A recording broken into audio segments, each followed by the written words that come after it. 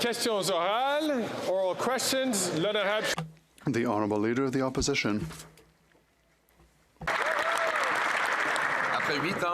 After 8 years of this Prime Minister, housing has doubled in cost, and now CMHC has said that there has been a 63% increase in the number of Canadians that use alternative loans.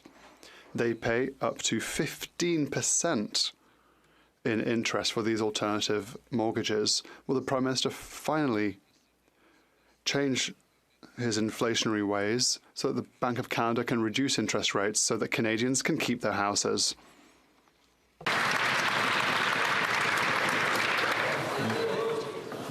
The Honourable Minister.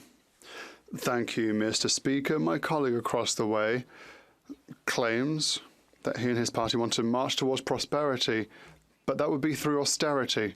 Canadians know that all the Conservatives represent is to chop things up. Chop, chop, chop, Mr. Speaker.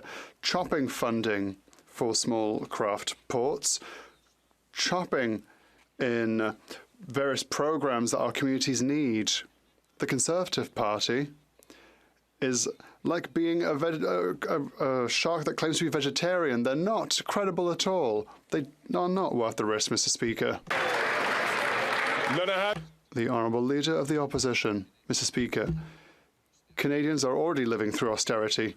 They have to chop, chop, chop their own personal budgets, groceries, gas, and now their homes. There's now a new phenomenon. Seniors, middle-class seniors, find themselves homeless after the doubling of housing costs. A man in Calgary saw a $1,600 increase in his housing costs, and now he cannot find a place to rent. Will the government finally change its mind so we can reduce interest rates so that our seniors can keep a roof over their heads?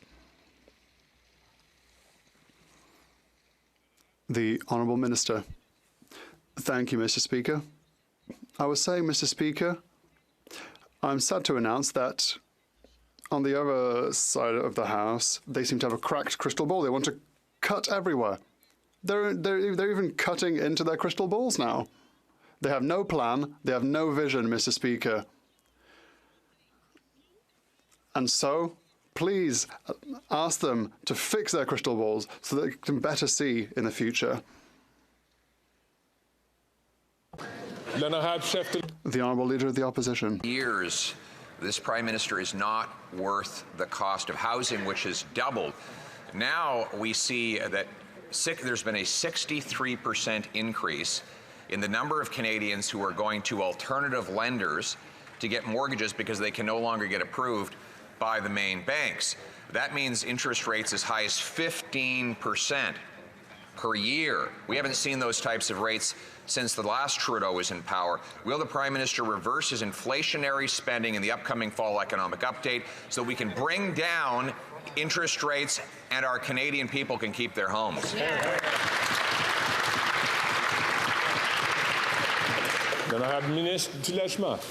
Mr. Speaker, it's important that you understand that the honourable member's plan to actually have more homes built seems to be to cut funding to build those homes. I was in Brampton last week where we announced $114 million that's going to help Brampton build more than 24,000 homes over the next decade. He plans to cut it. When it comes to getting more homes built, we're removing the GST on new apartments in this country. He plans to put it back on. Mr. Speaker, we're going to continue to make the investments necessary. We agree that there are people struggling. The difference between us is we have a solution to the problem.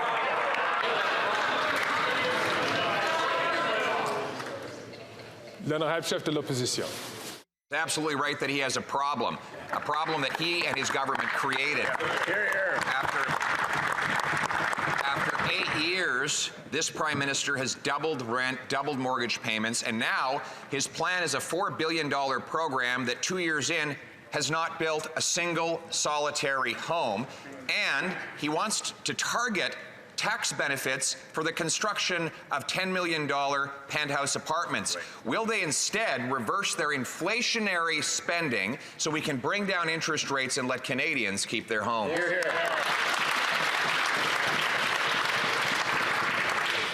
L'honorable ministre du Logement. Mr. Speaker, you want to talk about housing program delivery? When he was the minister, he had $300 million go towards the building of only 99 homes over years, Mr. Speaker. We're continuing to roll out programs that are literally changing the ways that cities build homes. We have helped build or repair nearly 500,000 homes through the National Housing Strategy, which his party voted against. He's now opposing measures that's going to make it cheaper to build the homes that Canadians need. We're going to get it done by continuing to incentivize home building, supporting the people who are going to put roofs over the heads of our neighbors. It's the right thing to do. It's a shame that he opposes it. L'honorable chef de l'opposition. Speaker, after 8 years, the national housing strategy of which he speaks has doubled housing costs. It doubled the cost of mortgages, rent, and down payments. And yes, it costs many billions more than what we spent when we were in government, but we delivered housing that was half the cost of what it is today. Now on to restaurants. Today we learned that 1/3 of restaurants are losing money. That leaves them 3 choices: shut down, cut wages, or raise prices on Canadians. Will the government reverse the carbon taxes and the inflationary increases to interest rates that are forcing our restaurants to go under and costing waitresses and servers their jobs?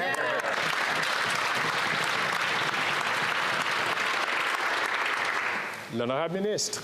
Mr. Speaker, as a former small business owner myself, I know that small businesses are the backbone of these communities.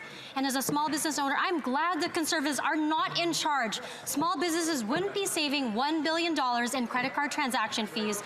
Women entrepreneurs would not have $7 billion of investment through our women entrepreneurship strategy, nor the $10 a day childcare that has put more women into the workforce. Conservatives have been voting against these efforts to support small businesses, including women entrepreneurs, and they are not worth the risk.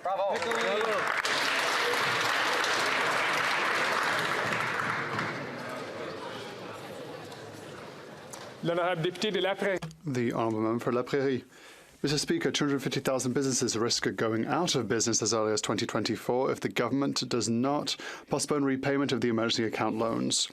Imagine the impact if we were to lose 250,000 businesses at the same time. So it's not surprising that on Friday all the premiers of Quebec and other provinces wrote to this government.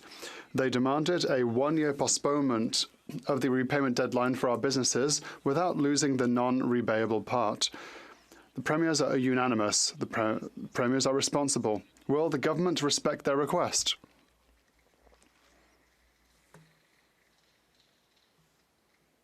The Honourable Minister. Monsieur le Président. Mr. Speaker, we offer extra flexibility for small businesses to repay their loans, which includes a full 1-year extension, more flexibility for repayment modalities, which constitutes an approach that is balanced and fiscally responsible. We continue to listen to small businesses throughout the country.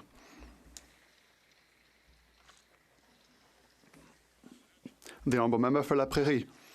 Mr. Speaker, once again, this government can't see beyond the end of its nose. That's not what businesses are asking for. They're asking for a 1-year extension for their loans.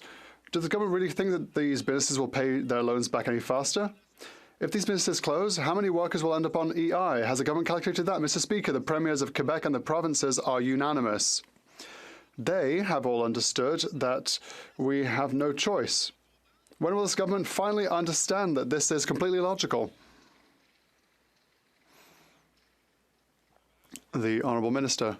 Thank you. I'd like to thank my colleague for his question. And as he knows full well, most businesses have said if our government hadn't been there during the pandemic, many businesses would have had to close their doors. We had a solution, a flexible solution that meets our fiscal framework and will continue to be here for businesses on many affairs. We have made historic investments in businesses in Quebec and will continue to do so. The Honourable Member for Burnaby South. Israeli families have lived with the pain of loved ones either killed or still held hostage. In the last 2 weeks, the situation in Gaza has grown dire. Humanitarian aid is trickling in. Thousands have been killed, many children. Diverse voices are calling for a ceasefire, including the head of the UN, Canadian aid agencies, and even some Liberal MPs. Will the Prime Minister join the NDP's call for a ceasefire now.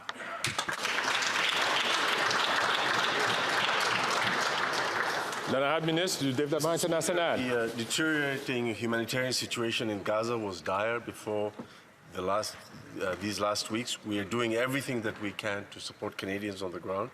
We're also committed to working diplomatically to prevent the conflict from spreading.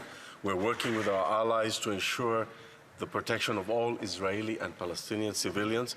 We're calling and have been consistently calling on international humanitarian law to be respected.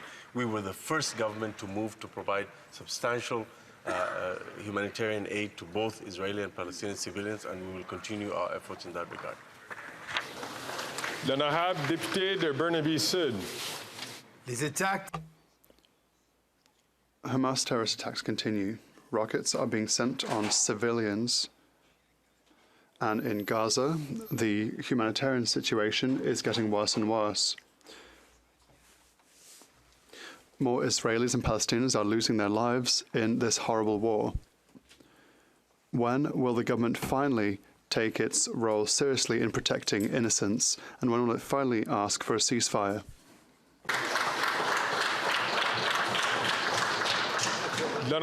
The Honourable Minister for International Development. Thank you, Mr. Speaker. Active from the very beginning, we were the first Western country to provide an initial amount of $10 million to go to humanitarian assistance. And recently, we announced an additional $50 million, Mr. Speaker, bringing the Canadian total to $60 million. We've been consistent in the call to respect international humanitarian law by all parties in this conflict, and we have been consistently working very hard with our friends and allies in the region to make sure that the humanitarian corridors are not only open, but that they're maintained and that essential life-saving supplies get through on a daily basis. Merci. L'honorable député de Thornhill. Mr. Speaker, after 8 years of this Liberal NDP government, nearly half of all Canadians with a mortgage say that they're having a tough time paying it. The Prime Minister told us interest rates would stay low forever, but his reckless spending and higher taxes have caused rates to skyrocket faster than ever. Now struggling families are paying the price. Young people can't even imagine getting in. There is a mortgage crisis on the horizon until this Prime Minister reins it in. When will he stop the inflationary deficits and balance the budget so that Canadians can keep their homes? L'honorable ministre du Logement. Mr. Speaker, when I hear the Conservatives make arguments that we should be spending less in the context of housing, I would point out to them that it takes investments to build the housing necessary to put a roof over the same Canadians' heads that she seems concerned about. In this regard, Mr. Speaker, we're cutting the tax on new apartment construction in this country. They want to put it back on. We are moving forward with a plan to fund cities so they build more homes. They plan to cut it. When we put measures on the floor of the House of Commons to support some of society's most vulnerable, they vote against it. Every step of the way they try to block progress for people, we're going to advance it at all costs. L'honorable député de Thornhill. That's false, Mr. Speaker. They act like everything's okay. They haven't built a single home with their accelerator fund. But the number of people who are paying their mortgage, the number of people who say that they're paying their mortgage is very difficult, has doubled in 6 months.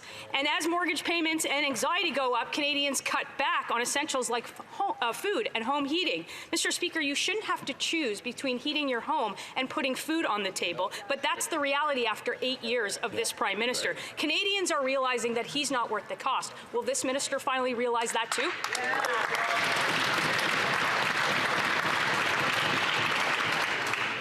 L'honorable ministre du Logement.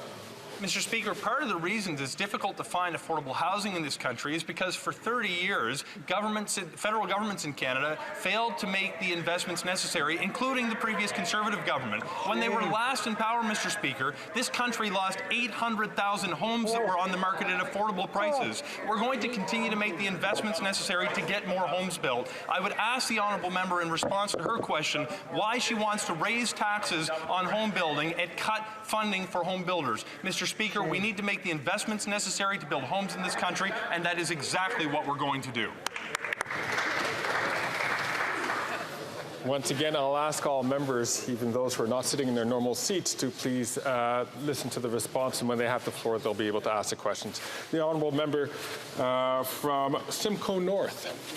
Mr. Speaker, after 8 years of this Liberal NDP government, spending is out of control and inflationary deficit are pushing up mortgage costs. The Parliamentary Budget Officer says the deficit this year will increase to over $46 billion, and everyone now agrees that spending is driving interest rates. Right. Every month, 70,000 households are renewing their mortgage, and they're realizing that this Prime Minister is not worth the cost. So will they rein in inflationary deficits, put forth a plan to balance the budget so Canadians can keep their homes?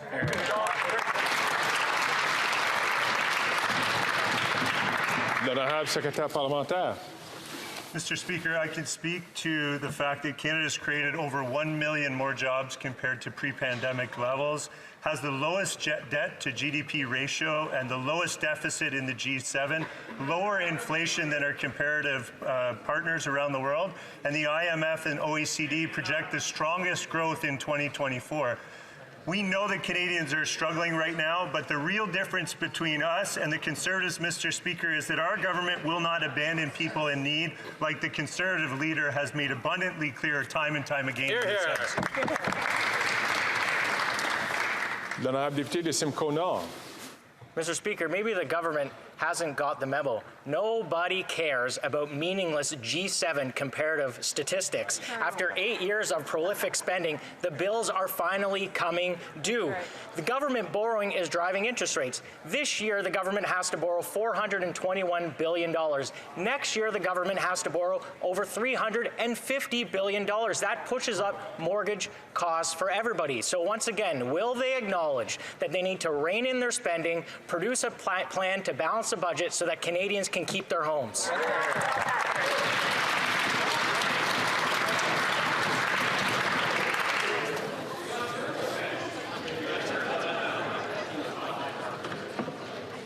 L'honorable ministre. Mr. Speaker, I will share with you what Canadians and Albertans care about, and that is the Canada Pension Plan. And Mr. Speaker, after 3 weeks of silence on behalf of the Conservative leader, finally a comment on Danielle Smith's idea to take Albertans out of the CPP, a weak, timid response at that. And guess what, Mr. Speaker? 30 MPs from Alberta, Conservatives, every one of them, silent on the issue. Why, Mr. Speaker? Because they talk a big game in this House, but when it comes to defending Albertans and Canadians, they're silent. We're on the task. We're going to defend Albertans and the CPP.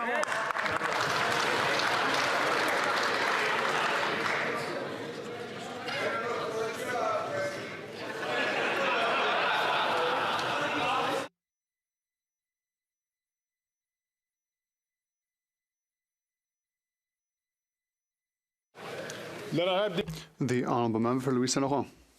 Mr. Speaker, after 8 years of this Liberal government, unfortunately we no longer recognise the Canada we were so proud of. Because rent is twice as much as before. More and more people are now forced to live where? In their cars. Mr. Speaker, in Canada, a G7 country, people living in a car? That makes no sense. But the Liberals' brilliant idea, supported by the Bloc Québécois' radical ideas, is to invent a new tax on carbon. That's not even a joke. Is there anyone in this government who thinks this finally makes no sense?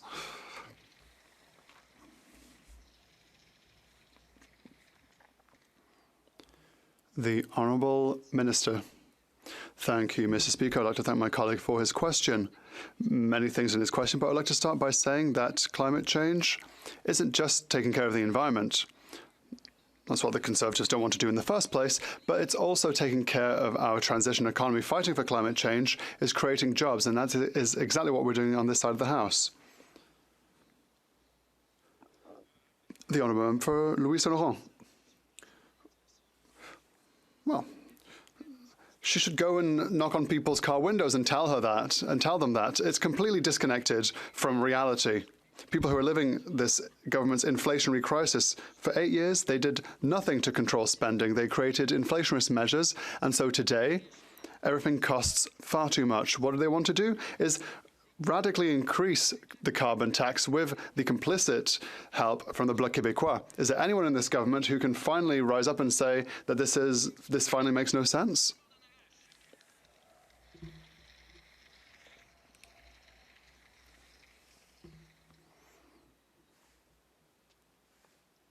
The Honourable Minister.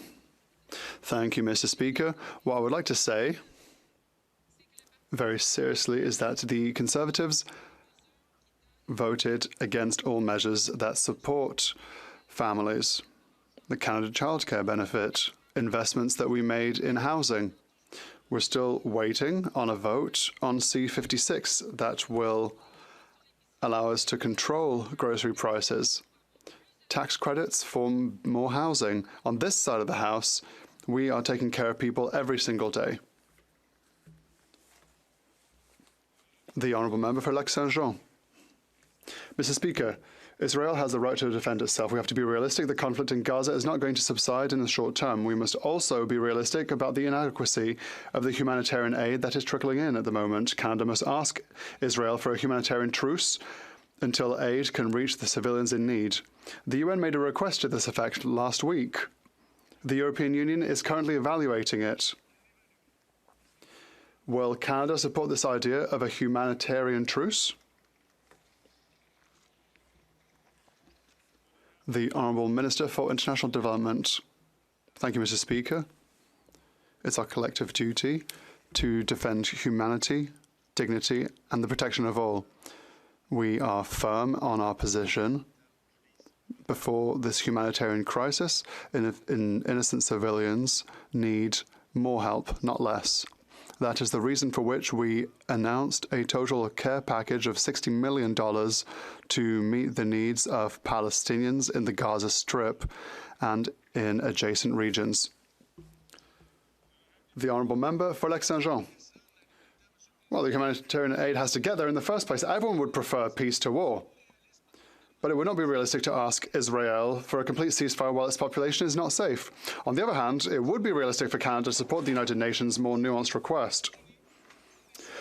What we are talking about here is a temporary multilateral and humanitarian truce, a truce to get food supplies through, to protect humanitarian corridors, to protect aid distribution areas where NGOs will be safe. It's a reasonable proposal, Mr. Speaker. Will Canada support a humanitarian truce? The Honourable Minister. We would like to remind everyone about why humanitarian corridors have to remain open, unencumbered, so that humanitarian assistance can rapidly reach those who need it the most. We have been encouraged by the presence of the second humanitarian convoy that went over the Rafah border crossing. We ask that this continue unencumbered so that humanitarian assistance can reach those who need it. The Honourable Member for Lac-Saint-Jean. That wasn't really clear. Was that yes or no? Anyway, we'll speak after question period. Since the horrific and tragic events of the 7th of October, there has been growing hatred in Canada and Quebec between pro-Israel and pro-Palestine groups. Hateful graffiti, swastikas, repeated intimidation of people of the Jewish or Muslim faiths. It is as if we wanted to transpose here in Quebec and Canada the war, hatred, and division that are unfortunately taking part in the Middle East. As if we needed more division on this issue here. Will the Prime Minister appeal for calm before a tragedy occurs, as was the case in the States or in France? The Honourable Minister. Thank you, Mr. Speaker. I'd like to thank my honourable colleague for that very important question. This is something that everyone is concerned with at the moment. There is no place for speech or violence here in Canada. We know that Jewish and Muslim, Israeli and Palestinian communities are hurting right now. They are scared, and we should all work together because, first and foremost, we are Canadians, and we should be here for everyone. Thank you, Mr. Speaker. Then I have Député de King Vaughan. Mr. Speaker, after 8 years of this Prime Minister's high inflationary deficit and punishing tax hikes, seniors are being forced out of their homes and onto the streets. Amen. John, a senior, had a monthly mortgage payment of $1,000, but today it ballooned to $2,600. He was forced to sell his home. But with rent increases, he can't find an affordable apartment. He will soon find himself homeless. This Prime Minister is just not worth the cost. Has he finally learned that the budget doesn't balance itself?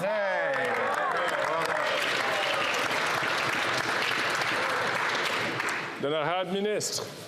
Mr. Speaker, it's fascinating that the honourable member will ask a question about seniors trying to find a place that they can afford when her party put forward a housing plan that mentions seniors precisely 0 times. Mr. Speaker, over the course of my time in this chamber, I have seen the Conservatives oppose taking the age of retirement from 67 back to 65. I have seen them oppose increases to the guaranteed income supplement. I have seen them oppose increases to the old age security pension to go up for seniors 75 and more. If it's finally time that the Conservatives recognize seniors need help, I welcome it, but they're new to this game, Mr. Speaker.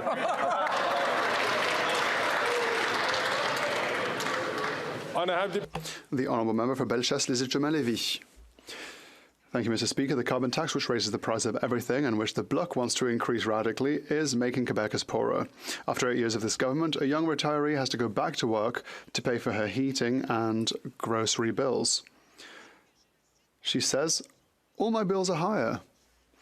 It's expensive to vote for the Bloc Québécois. The Prime Minister must finally understand that his inflationary policies are hurting people. When will he abandon his costly carbon tax, Mr. Speaker?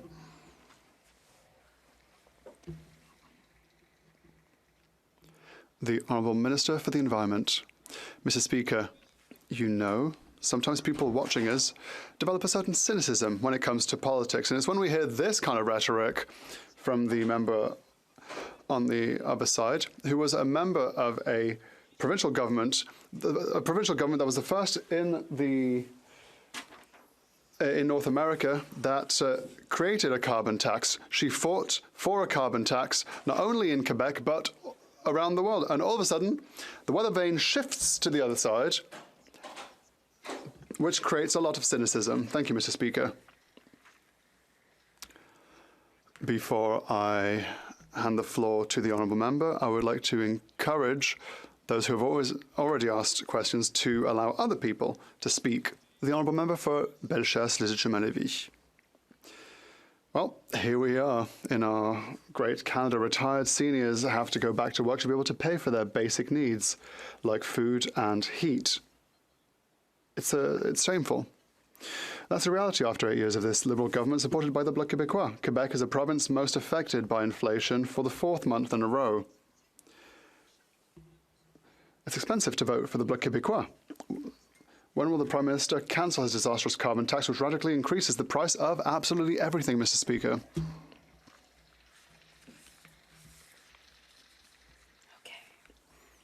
The Honourable Minister.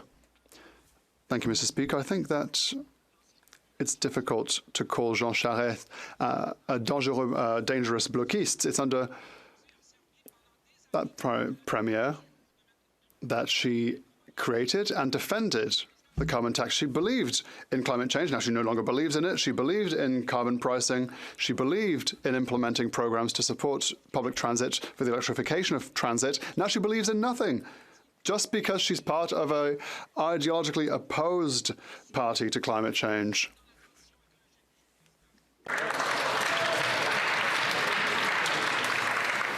L'honorable député de Vancouver-Est. The Auditor General has reinforced findings from 2 Polaris reports of racist outcomes in Canada's immigration system. Regional disparities continue to create longer processing times for those in sub-Saharan Africa. Meanwhile, new AI tools discriminately double wait times for Haitian citizens. The Liberals said they will address regional disparities in 2016, but the Auditor General found they have done nothing. This is outrageous. People's lives are hanging in the balance. Will the government take immediate action to put in place an independent ombudsperson to end the systemic racism in IRCC? L'honorable ministre. Thank you, Mr. Speaker. I think it is important not to deny the reality that systemic racism exists within IRCC, as well as the fact that it exists throughout the public service, and we need to address it. This has real impacts on people that are looking to come to Canada, as well as some of the facts that the member opposite has stated. I would note that Thankfully, the Auditor General produced a report that will help as a guide. I've asked my Deputy Minister to continue her work in fighting systemic racism. I would also note that some of the thresholds have gone up in Western Africa since the reference point, but it's not enough, and we've got to do better. L'honorable député de Windsor West. Mr. Speaker, the Prime Minister must call for a ceasefire in Israel and Palestine now. We must protect children from injury, death, and the desolation of their futures. Canada's voice used to be a leader that stands up for human rights and dignity for all, not standing on the sidelines what we're seeing now. If Canada doesn't act, more families will mourn as the violence will escalate and already spilled into Lebanon and the region. And the government's lack of concern from Canadians trapped in Gaza is disturbing. Why won't the Prime Minister call for a ceasefire now? How hard is it to say the word ceasefire? L'honorable ministre du Développement international. The Honourable Minister for International Development. Western country to provide humanitarian assistance to all civilians in the region. On top of that, we topped up with an additional $50 million. And as a result of that early example, our friends and allies have been incentivized to follow our example. I just spoke to the German Minister for International Development, and she told me that this morning Germany announced $50 million to help civilians caught in this conflict. We are providing the leadership necessary to get aid flowing, to fight for the respect of international humanitarian law, and we're putting our money where our mouth is to get life-saving materials to civilians in the region. L'honorable député de Brampton Centre. Mr. Speaker, Canadians are concerned about the cost of housing and finding a home at the price they can afford. While the Leader of the Opposition continues to blame municipal mayors and councillors, we are committed to work side by side with all levels of government to increase housing supply. Can the Minister explain how he is working with the local government to build more homes in my community of Brampton? L'honorable ministre du Logement. The Honourable Minister for Housing. I want to thank my honourable colleague, not only for his question today, but for hosting myself and the Prime Minister last week, where we announced an investment of $114 million alongside Mayor Patrick Brown for the City of Brampton. This investment, importantly, Mr. Speaker, is going to fast-track the construction of more than 3,100 homes over the next 3 years and more than 24,000 over the next decade. Mr. Speaker, by working with municipal councils and identifying the most ambitious plans in the country, we're going to be able to solve Canada's national housing crisis, starting right in that members' community in the City of Brampton. L'honorable député de Foothills. After 8 years, farmers can no longer carry the burden of this NDP Liberal government. In a letter to the Prime Minister, vegetable farmers warn Canadians of why this Prime Minister is not worth the cost. The price of fresh vegetables is already up 12%, and the Liberals' front-of-pack warning labels on food will cost the industry $2 billion. Wow. But now the Prime Minister's nonsensical package changing on produce will increase the price of food 30%. Costs that will be passed directly to the consumer. So why is the Prime Minister increasing the cost of food by 30%?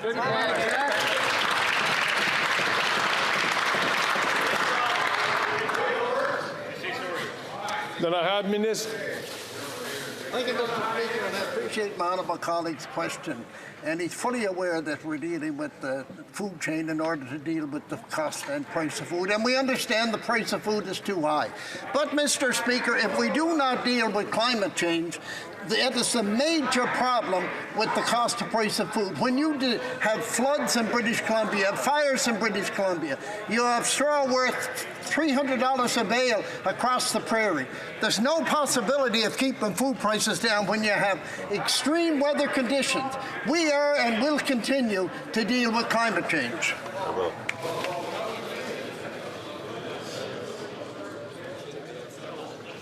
L'honorable député de Foothills. There is no chance of keeping food prices low if you keep adding red tape and bureaucracy and carbon taxes on farmers.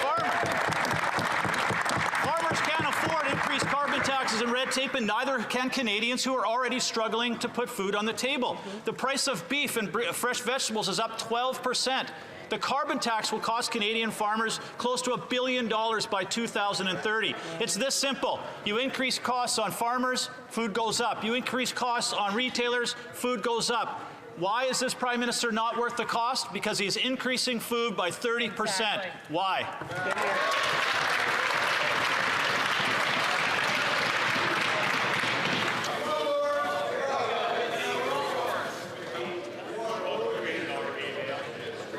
L'honorable secrétaire parlementaire. The Honourable Parliamentary Secretary. We know that climate change has many times the impact on general and food inflation than the carbon price has. But you don't see Conservatives jumping up and down to raise ambitions on fighting climate change. Why is that, Mr. Speaker? When Canadians want more action on climate change, they're regressive and promote climate denial. Let me also clarify that the vast majority of low and middle income families get more money back than they pay through the quarterly rebate. So when Conservatives want to take away those payments, who are they actually advocating for? Exactly. Colleagues, member from Dufferin-Caledon, all colleagues, please, let us keep our comments to the time that you have the microphone when you have the floor. The honourable member from Hastings, Lennox Haddington. Canada is an agricultural powerhouse. It is something that farmers of Eastern Ontario and across Canada are all very proud of. After 8 years, this Liberal NDP government's fanatical pursuit of failed, ideologically driven economic policy is crushing Canadian farmers, and too many families can't even afford nutrition food. The reality is, this Prime Minister is not worth the cost. So, Mr. Speaker, when will this morally and politically bankrupt government wake up and stop punishing farmers with inflation-inducing carbon tax?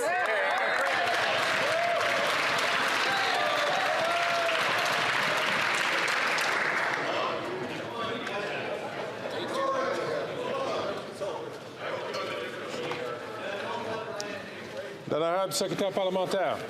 Mr. Speaker, if Conservatives really cared about grocery prices, then why aren't they supporting our Affordability Act in this House? They've stated repeatedly over and over again that they're going to vote against measures that will increase competition and bring down food prices for Canadians.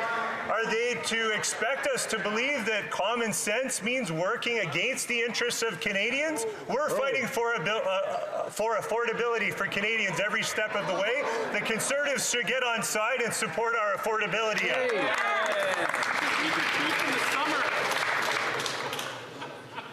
L'honorable député de La Beauce. Monsieur le Président, après 8 ans. Mr. Speaker, after 8 years, the government is punishing Canadians with its harmful tax. Canadians are having trouble feeding their families, and demand for food banks has shot up.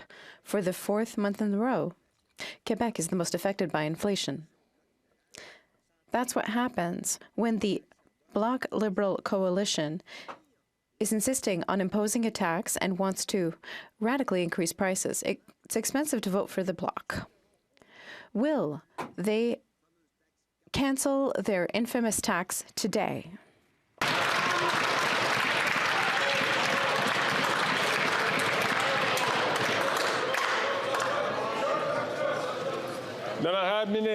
The Honourable Minister. Thank you, Mr. Speaker. It's unbelievable to see a colleague from Quebec refuse to believe in global warming. Heating of the oceans, concerns in the fisheries sector, species at risk, tornadoes that destroyed our infrastructure along shorelines. They have no plan. They would cut all the plants. That's what the Conservatives are like.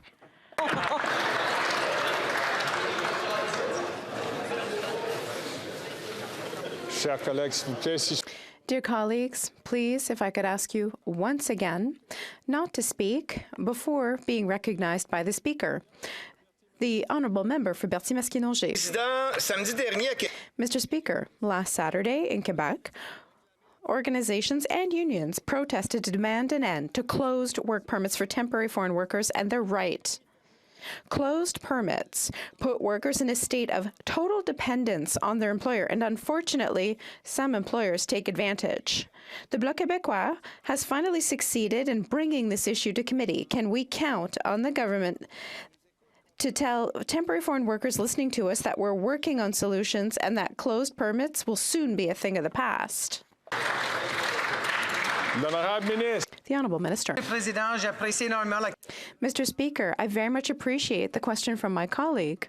When it comes to temporary foreign workers, these are people who come here temporarily to work in agriculture and other very important sectors like tourism. It should be noted that the program we have now is not the program we saw under the Harper government. And when it comes to sectoral work permits, we have a system in place to protect workers, as well as requirements for businesses who have to obey them. The honourable member for Berthier-Masquinongé. We need answers, Mr. Speaker. Closed permits not only lead to abuse, but also to situations that just don't make sense. Radio Canada raised a good example. Mr. Bérard from Mauritius. He works in Beauce, and he wants to stay there, but the factory where he works is closing. Because he has a closed employer-specific permit, he can't look for a job except in another plant with the same company. Either he'll have to leave the region, or he'll have to leave Quebec because he's losing his job. Does the government not agree that we need to put an end to these situations that just don't make sense? The Honourable Minister. Mr. Speaker, once again, I appreciate the question from my colleague, and I'm very sympathetic to it. We have temporary foreign workers in Canada, and we have improved the quality of inspections. We're working with support organizations for migrant workers in the country. We've also opened up opportunities for people to access permanent residency. We're working on it. The Honourable Member for St. Margaret South Shore. For 8 years, the Affordable Housing Association of Nova Scotia said that homelessness has gone up by 400% in Halifax since 2019 because the cost of everything has gone up, which has been caused by this NDP Liberal government. And even Atlantic Canada Liberal MPs agree the cost of living crisis is caused by the carbon tax. This Prime Minister is just not worth the cost, and Canadians are suffering. When will the NDP Liberal government axe a carbon tax so Canadians can keep their homes? Hear, hear.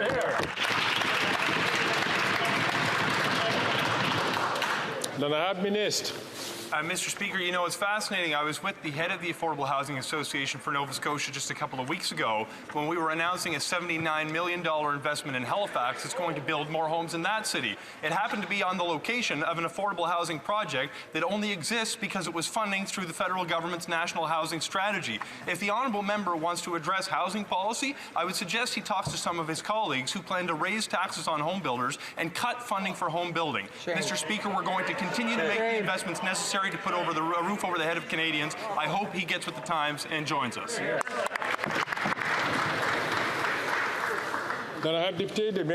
Grand Lake. Mr. Speaker, after 8 years of this NDP Liberal government driving up the cost of living in Atlantic Canada, this Prime Minister is just not worth the cost.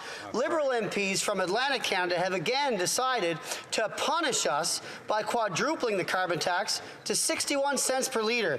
Atlantic Canadians have had enough of the carbon tax.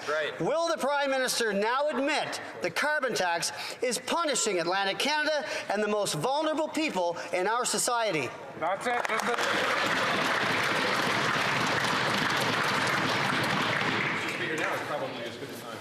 Then I had missed. Now is probably as good a time, specifically right now, to remind this House that just about every member on that side of the House ran, of course, on a carbon tax.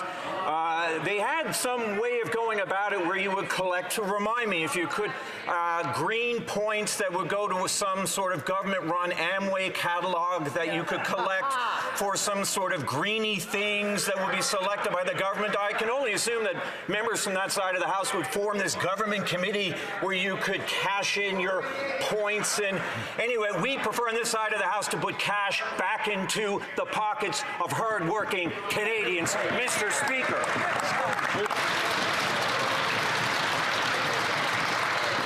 Then I have Deputy de Quinty. Mr. Speaker, if RBC takes over HSBC, it'll mean that Canada's #1 bank will swallow up Canada's #7 bank and its 800,000 mortgage customers in one big gulp. And what does that mean for Canadians? Well, this week's variable mortgage rates show that HSBC's variable mortgage rate is 6.4% compared to RBC at 7.15. That means for a family in Toronto or Vancouver with $500,000 mortgage will pay over $312 more per month over the $1,000 they're paying when they remortgage.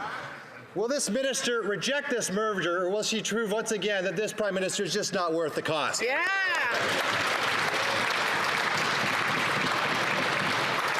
L'honorable secrétaire parlementaire. Mr. Speaker, the Minister of Finance takes her role as regulator of the financial sector very seriously. As the Department of Finance stated on November 29th of last year, the Minister of Finance's decision on the acquisition will be informed by all required regulatory review processes, including those administered by the Office of Superintendent for Financial Institutions and the Competition Bureau. I want to assure everyone that our government is committed to supporting competition because we know competition is in the best interests of Canadians. Honorable Député de West Vancouver, Sunshine Coast, Sea to Sky Country. Mr. Speaker, international, illegal, unreported, and unregulated fishing causes severe harm to species such as wild Pacific salmon and the oceanic white-tip shark. It not only causes economic harm to the thousands that rely on the regulated fishing industry, it also further endangers at-risk species and impacts Indigenous communities that rely on certain fish stocks for food, social, and ceremonial purposes. Can the Minister of Fisheries, Oceans, and the Canadian Coast Guard provide an update to this House on the critical work our government is doing to combat international illegal fishing? L'honorable ministre. The Honourable Minister. Thank you, Mr. Speaker. I'd like to thank my colleague for his question and his strong advocacy for fish species at risk. This fall, Fisheries and Ocean Canada successfully led the first high seas patrol to detect and prevent illegal fishing in the North Pacific. This operation led to the seizure of over 3,000 illegally fished shark fins. Our message is clear. Canada will continue to fight illegal fishing by foreign actors both in Canada and abroad.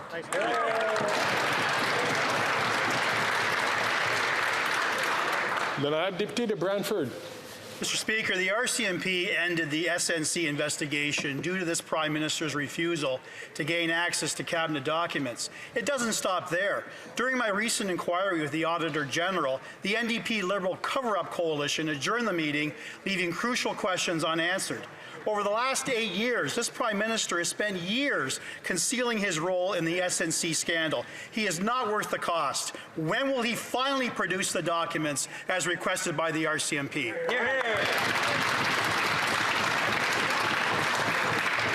I want to remind all members, please, to refrain from using mock names. The Honourable Parliamentary Secretary. Thank you, Mr. Speaker. As the RCMP have confirmed, there is no active investigation. The case was fully looked into and is now closed. And as the member opposite knows, all RCMP operations are taken independently. Hear, hear. L'honorable Député de Brantford-Brant. Mr. Speaker, that response is the opposite definition of transparency and accountability. In 2019, after being found guilty of breaching the Conflict of Interest Act, the Prime Minister claimed he took full responsibility for his mistakes. Yet here we are after 5 years, and the RCMP confirms that the Prime Minister refused to release all the documents as requested. Canadians have questions, and unlike this NDP Liberal Cover-Up Coalition, Conservatives want answers. What is he hiding?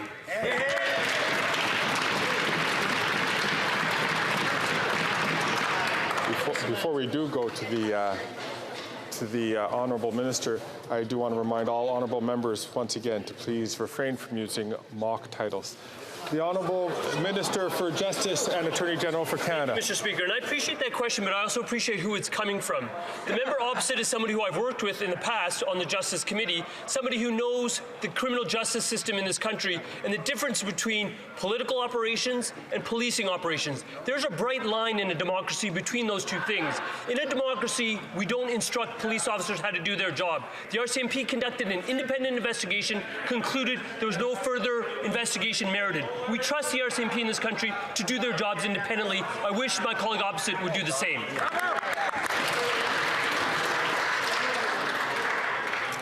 Honourable Member of Parliament from Leeds Grenville, Thousand Islands, Rideau Lakes. After 8 years of this NDP Liberal government, we see that these Liberals can't help but line the pockets of their friends. And this Prime Minister simply isn't worth the cost to Canadians. His green tech slush fund is being used to funnel money into the pockets of insiders. Now, the chair of the board is a friend of the Prime Minister. Annette Verscheren has received millions of dollars from the same fund for which she is chair.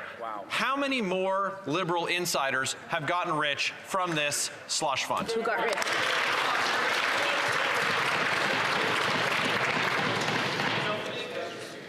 L'honorable secrétaire parlementaire. The Honourable Parliamentary Secretary. I've said in this House numerous times now, when the minister learned about the allegations of mismanagement at SDTC, he immediately acted to hire a third party to do an independent, impartial review that came back with a report. Those findings are now being turned into corrective actions, which are part of an implementation plan that SDTC is implementing by December. And let's make one thing clear, Mr. Speaker, we expect the highest standards of governance from all of our federal agencies. Good answer. The Honourable Member for Châteauguay-Lacolle. Mr. Speaker, Quebec's SMEs represent over 95% of the province's businesses, and they're still struggling. During the pandemic, our government was there to support them, helping to pay employees' salaries, offering rent assistance and emergency loans.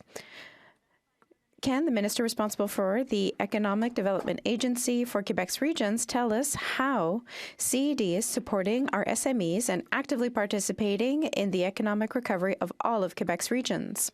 The Honourable Minister.